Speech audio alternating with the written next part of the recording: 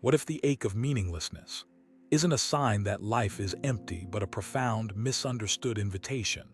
An ancient call echoing through the chambers of your own mind, signaling not an end, but a threshold to something vital.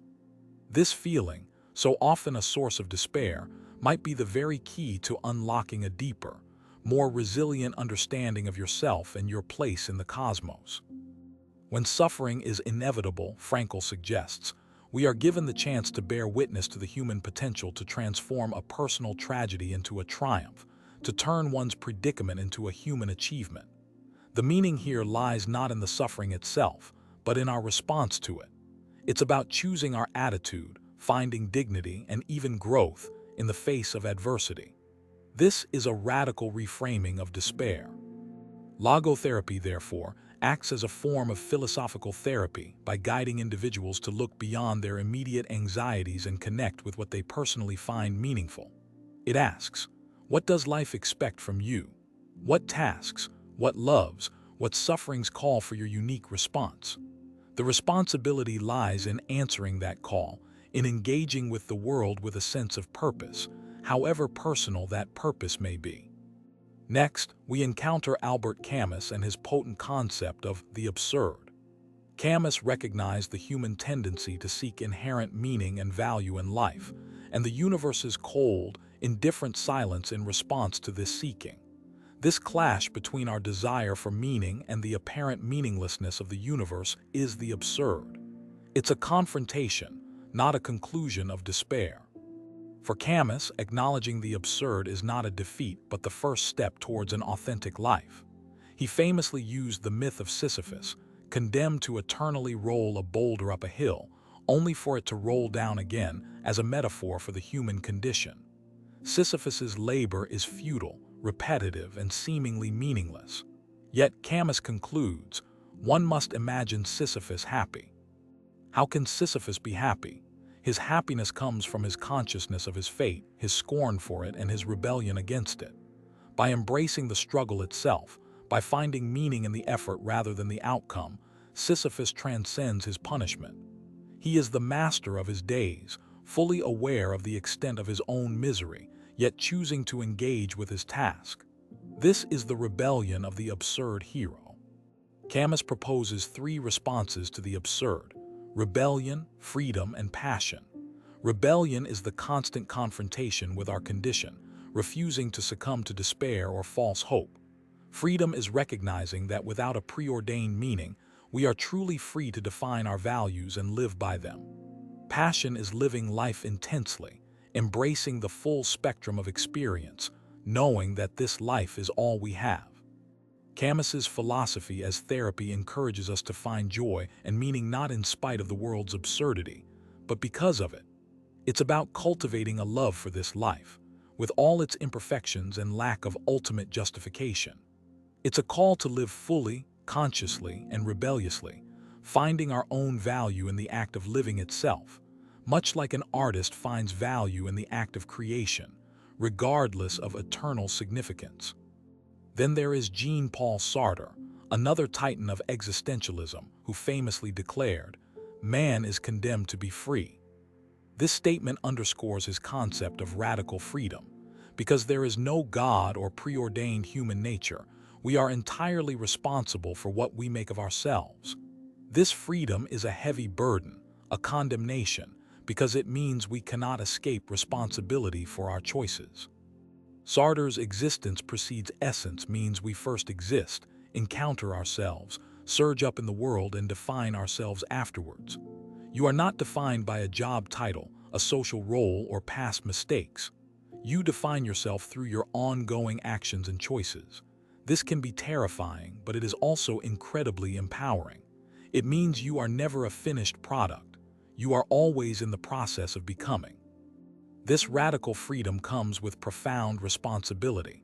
When we choose for ourselves, Sartre argued, we choose for all humankind because we are creating an image of humanity as we believe it ought to be. Thus, our choices are not made in a vacuum. They have weight and resonance. This responsibility can lead to anguish, the feeling of the total and deep responsibility that we bear. You're not alone in this void. Countless souls across millennia have stood where you stand, staring into the abyss, feeling that gnawing emptiness. But what if they left behind maps? Not maps to forgotten treasure, but to meaning itself, forged in the very fires of their own existential crises.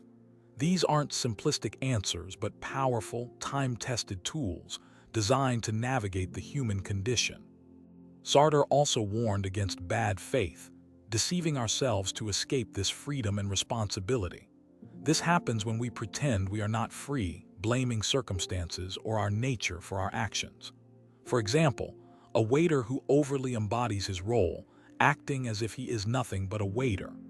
Authenticity for Sartre means embracing our freedom, accepting responsibility, and living in accordance with the self we are creating.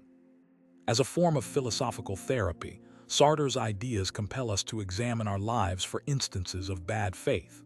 Are we making excuses? Are we passively accepting roles or limitations? He urges us to actively choose our projects, our values, our very being. Meaning in this view is not discovered or given. It is entirely created through our committed actions in the world. It's a call to heroic self-authorship. So existentialism, through Frankl, Camus, and Sartre, offers powerful tools. Frankl shows us meaning can be found even in suffering. Camus teaches us to embrace the absurd and live with passion and rebellion. Sartre emphasizes our radical freedom to create ourselves and our meaning. These aren't contradictory, but complementary paths to navigate the terrain of meaninglessness, each demanding courage and active engagement. Now, let us shift our gaze to another ancient philosophical tradition that offers profound solace and strength: Stoicism. Flourishing in ancient Greece and Rome with thinkers like Epictetus, Seneca, and Marcus Aurelius, Stoicism provides a practical guide to achieving eudaimonia, or human flourishing, by focusing on virtue and living in accordance with nature. It is an eminently practical philosophy for turbulent times. At the heart of Stoicism lies the dichotomy of control. This principle teaches that some things are within our control while others are not. Within our control are our own thoughts, judgments, desires, and actions, our inner world. Outside our control are external events, the actions of others, our reputation, our health, and our possessions. Peace of mind comes from focusing solely on what we can control. When we fret about things outside our control, we cause ourselves unnecessary suffering. If your flight is canceled, raging against the airline is futile. What is in your control? Your response. You can choose to calmly find alternatives, use the time productively, or practice patience. This isn't about suppressing emotion, but about understanding its source and redirecting your energy towards constructive action or acceptance. Stoicism teaches that virtue, wisdom, justice, courage, and temperance is the sole good. External things like health, wealth, or reputation are indifferents. They are preferred if available, but not essential for a good life. True happiness and meaning come from cultivating our inner character, from acting virtuously regardless of external circumstances. This provides an unshakable foundation for well-being. Amor fati, or love of fate, is another powerful Stoic concept, particularly emphasized by Nietzsche but with deep Stoic roots. It involves not merely enduring what happens, but embracing it as necessary and even good, as part of the grand cosmic order. It's an active acceptance, a willing embrace of all of life's experiences, both pleasant and painful, as opportunities for growth and the practice of virtue. As a philosophical therapy, Stoicism offers practical exercises. For instance, premeditatio malorum, the premeditation of evils. This involves imagining potential misfortunes not to dwell on them morbidly, but to mentally prepare, to strip them of their shock value, and to rehearse virtuous responses. This builds resilience and reduces anxiety about the future, making you appreciate the present more. Another exercise is keeping a philosophical journal, as Marcus Aurelius did in his Meditations. Reflecting on your actions, judgments, and adherence to Stoic principles helps internalize the philosophy and track progress. It's a way to engage in self-correction and reinforce your commitment to living a virtuous, rational life, finding meaning in self-mastery and service to the common good. Imagine a hidden library, not of dusty tomes that merely record history, but of lived wisdom, echoing with the voices of those who confronted the void. Here, thinkers like Viktor Frankl, who found purpose in the depths of unimaginable suffering, and Albert Camus, who stared absurdity in the face and chose rebellion, whisper their hard-won secrets. Their insights are not mere theories, but practical strategies for the soul. The Stoic approach to meaninglessness, then, is to shift focus from the external search for grand cosmic purpose to the internal cultivation of character and virtuous action. Meaning is found not in what happens to us, but in how we respond. It is found in our commitment to duty, to reason, and to the betterment of ourselves and our communities day by day, moment by moment. So how do these seemingly disparate philosophical schools, existentialism with its emphasis on radical freedom and creation of meaning, and Stoicism with its focus on virtue and acceptance, serve as therapy when life feels utterly devoid of purpose? The power lies in their shared recognition of human agency, albeit expressed differently. Both empower us against the void. Existentialism validates the feeling of meaninglessness as a genuine starting point, not a pathology. It says, yes, the universe may be indifferent. Now what? This validation itself can be incredibly therapeutic. It liberates you from the guilt or shame of feeling adrift and hands you the tools, choice, responsibility, creative engagement to build your own raft. Frankl's logotherapy within this existential framework gently guides us to look for discoverable meaning in our work, our love, and our suffering.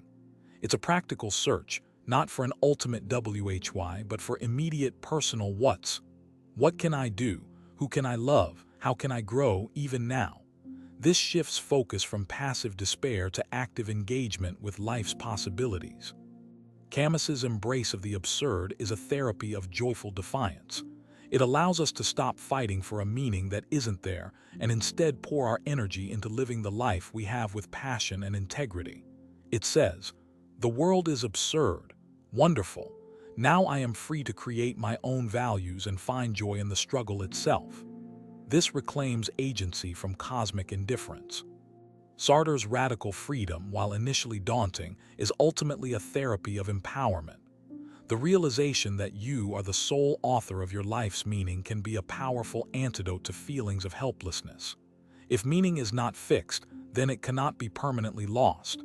It can always be recreated, rechosen, recommitted to through your next action, your next decision. This is profound. Stoicism then provides the grounding, the inner fortress. While existentialism encourages us to create meaning in an external world, Stoicism teaches us to cultivate an inner state that is impervious to external chaos. It's the practical toolkit for maintaining sanity and purpose when the existential project of meaning creation faces setbacks, as it inevitably will. The dichotomy of control is perhaps the most immediately therapeutic Stoic tool. When life feels meaningless, it's often because we feel powerless over overwhelming external circumstances. Stoicism gently refocuses our attention. What in this exact moment is within your power? Usually it's your thoughts, your interpretations, and your next small, virtuous action. This shrinks the problem to a manageable size. The Stoic emphasis on virtue as the sole good provides an unwavering moral compass and source of self-worth, independent of external validation or success. If your meaning is tied to achieving a specific outcome, and that outcome fails, meaninglessness can flood in. But if meaning is tied to acting virtuously, to trying your best with wisdom and courage, then every moment offers an opportunity for meaning. Consider these philosophies not as rigid doctrines, but as toolkits. When feeling overwhelmed by the weight of freedom and choice, Sartre, the Stoic focus on simple duty and what's controllable can offer respite. When feeling trapped by circumstance, Frankl's patience, existentialism's call to find meaning in that circumstance, or to rebel against its perceived limitations, Camus, can ignite a spark. We will unlock two such powerful philosophical armories, each offering a unique form of therapy for the modern mind. Existentialism, which demands you become the architect of your meaning in a world devoid of inherent purpose, and Stoicism, which teaches you to build an unbreakable inner citadel against the chaos of external events. What if the very meaning you seek isn't found, but forged? And what if your suffering itself could be the anvil upon which your new purpose is shaped? Practical application begins with self-reflection. Which aspect of meaninglessness resonates most? Is it a lack of purpose, Frankl, a sense of absurdity, Camus, the burden of freedom, Sartre, or a feeling of powerlessness, Stoicism? Identifying the core ache helps you select the most relevant philosophical medicine from this ancient apothecary of the mind. If it's a lack of purpose, try Frankl's exercise. Identify one small task you can do today that aligns with a value you hold, or one person you can connect with authentically. Or consider a past suffering. What strength or insight did you, or could you, derive from it? Meaning is often found in these small, concrete acts of engagement, not grand, abstract pronouncements. If absurdity weighs heavily, engage with Camus. Ask, what can I rebel against today? Not necessarily a grand political act, but perhaps rebelling against your own inertia, your cynicism, or a limiting belief. What can you do with passion, simply for the joy of the experience itself, embracing its transience? This is about living deeply, not just long. If the weight of Sartrean freedom feels crushing, reframe it. Your choices define you, yes, but this means every day is a new canvas. What one choice today can move you closer to the person you wish to become? Acknowledge any bad faith excuses you might be making and choose authenticity, however small the step. This builds a sense of self-efficacy. If powerlessness is the dominant feeling, turn to Stoic practices. Write down your anxieties. For each, ask, is this within my control or outside it? If outside, practice acceptance or indifference. If inside, identify one small, virtuous action you can take. This simple sorting process can bring immense clarity and reduce the mental burden significantly. These philosophical therapies are not quick fixes. They are ongoing practices, a way of reorienting your mind and spirit. They require patience, consistent effort, and a willingness to sit with discomfort. But unlike fleeting distractions, they offer the potential for profound and lasting change in how you experience your life and its inherent challenges, building true resilience from within. The feeling that life is meaningless is not a verdict on life itself, but rather a signal from within your own consciousness. It's a call to engage more deeply, to question more courageously, and to choose more consciously. Philosophy provides the frameworks and the tools for this engagement, turning what feels like an existential crisis into an opportunity for profound self-discovery and self-creation. So when life feels meaningless, remember these ancient whispers from the hidden library of human wisdom. Remember Frankl's search for purpose even in the darkest pits. Remember Camus's Sisyphus, finding happiness in defiant struggle. Remember Sartre's radical call to create yourself. And remember the Stoics, building an inner citadel of virtue and acceptance. These are not just ideas, they are lifelines. The core message is one of empowerment. You are not a passive victim of a meaningless universe. Through conscious choice, courageous action, and the cultivation of inner strength, you can actively construct or discover meaning. Even if that meaning is simply to live with virtue, to love fully, to create something of value, or to bear your suffering with dignity, that is a profoundly meaningful existence. This philosophical therapy invites you to become an active participant in the dialogue of existence. It encourages you to be both the questioner and the one who forges the answers, day by day, choice by choice. The path out of meaninglessness is not around the difficult questions, but through them, armed with the wisdom of those who have walked this path before. This journey isn't about simple platitudes or fleeting positivity designed to mask the unease. It's about confronting the darkness with ancient light, learning to navigate the storms of meaninglessness not by avoiding them, but by understanding their power and their hidden messages. Ultimately, it is about transforming your relationship with life itself, finding strength in uncertainty. Are you ready to explore how philosophy can become your most potent therapy? So the next time that hollow ache of meaninglessness arises, do not shrink from it. Greet it as an old friend, a wise teacher in disguise. Let it prompt you to open these philosophical toolkits, to reflect on your choices, your values, your capacity for resilience and creation. For within that very feeling lies the seed of its own transcendence, and the profound, enduring power to define a life of meaning on your own terms. The modern experience of meaninglessness often stems from a disconnect, a feeling that our lives lack a grand narrative or ultimate purpose. We are bombarded with choices, yet find ourselves adrift in a sea of information, questioning the significance of our individual paths. This isn't a personal failing, it's a fundamental aspect of the human condition, amplified by contemporary pressures and the decline of traditional meaning structures. Existentialism, born from such profound questioning, doesn't offer easy comfort. Instead, it offers something more valuable, the acknowledgement of this freedom and the challenge to create meaning ourselves. It posits that existence precedes essence, meaning we are born into the world as blank slates without a preordained purpose. It is through our choices, our actions, and our commitments that we define who we are and what our lives signify. Let us first turn to Viktor Frankl, a psychiatrist who survived the horrors of Nazi concentration camps. His experience led to logotherapy, a school of psychotherapy centered on the will to meaning. Frankl observed that even in the most extreme suffering, those who held onto a sense of purpose, however small, were more likely to endure.